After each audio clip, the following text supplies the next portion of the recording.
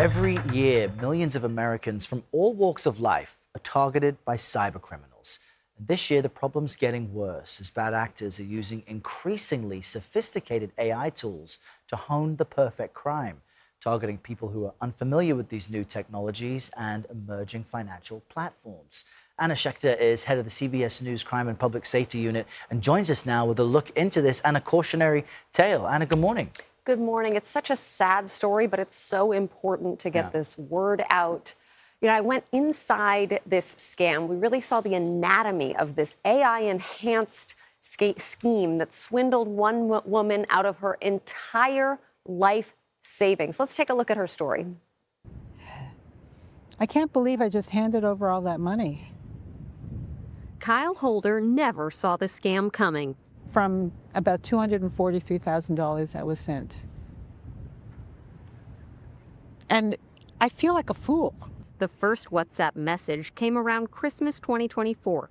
I just thought maybe this was a way that I could, use my time, because I had a lot of time. I wasn't using my time, and start something new and make money. The scammers created a character called Niyama, a single parent. And she was explaining what happened in her life, and that, she's a single parent, and I thought, I'm a single parent.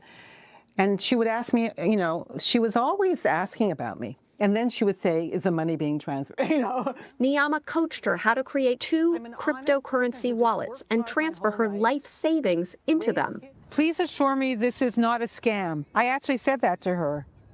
I'm getting worried. Last year, Americans like Kyle Holder were swindled out of $20 billion by cyber criminals.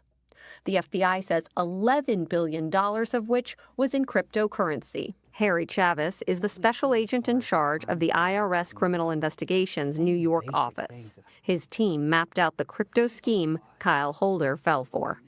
So this is the anatomy of the scheme that hooked Kyle.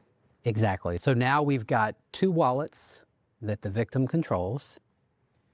And then the instructions are to start sending increments from each of these wallets. At first, Kyle made money, prompting her to put it all into 14 different crypto wallets. The scammers quickly moved that money into these 5 wallets, consolidating the money with other victims, and eventually leaving the blockchain before law enforcement could catch them. So when you say AI is a part of a lot of these fraud schemes, what does that mean?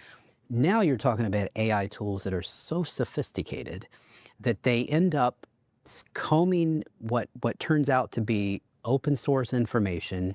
We're in the age of technology where people are posting on social media.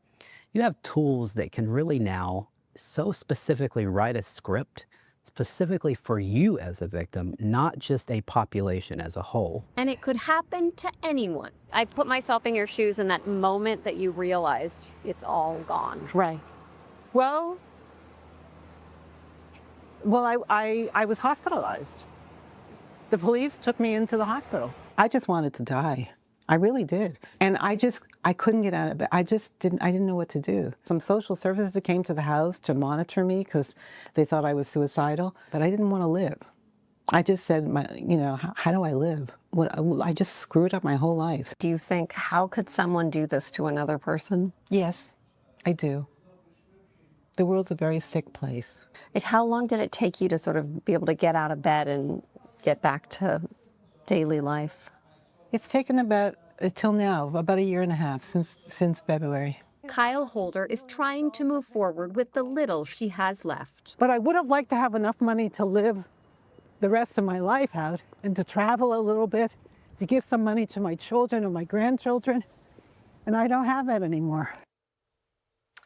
Well, the IRS Criminal Investigations Division has just set up a special tip line for people like Kyle. If anyone has fallen victim to a scam like this, that go to irs.gov/submit a tip immediately if you realize that you've been victimized. Our sources tell us the faster you report, the more likely it is they can catch the cyber criminals, especially if you've lost cryptocurrency. Yeah, it's so heartbreaking to hear what Kyle went through. I mean, to be hospitalized and to only really feel better a year and a half later. And that's common. The IRS told me that, and in an FBI report, the FBI sometimes has to go in and address people who are suicidal because this happens so much. People are so ashamed. Well, there's a massive shame portion of this too. I understand that people don't even bring forward that they've been scammed because of that shame. What are they advised to do? Well, the vast majority of people don't report it because of that shame. And what law enforcement sources have told me is you've got to report.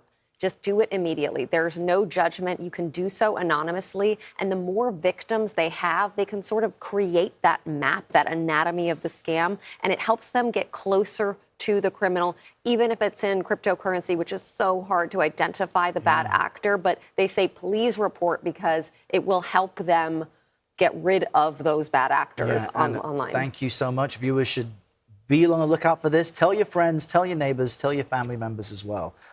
Great reporting. Anna, thank you.